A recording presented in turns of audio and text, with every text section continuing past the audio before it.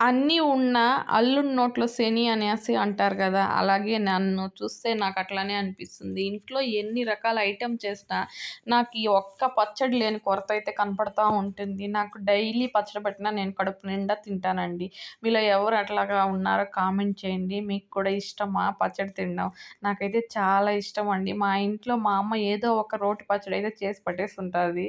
ఆ పచ్చడేసుకొని ఒక 2 ముద్దలు తింటే నాకు చాలా తృప్తిగా ఉంటది. నేనిక్కడికొచ్చాక మా హస్బెండ్‌కి అసలు పచ్చడే నచ్చదు. ఇంకా నా కోసం ఒక్కదాన్ని చేసుకోలేక అసలు చట్నీయే చేసుకోవడమే మానేశాను.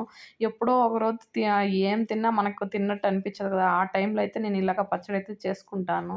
టేస్ట్ అయితే అదిరిపోతుందండి. ఈ పచ్చడి ఇలా గాని చేసుకొని ఒక్కసారి ట్రై చేయండి మీరు. పుదీనా పచ్చడిని నేను చూపిచ్చే విధంగా గాని చేసుకున్నారంటే అబ్బా! నాకైతే తిరగమాత కూడా అవసరం లేదండి.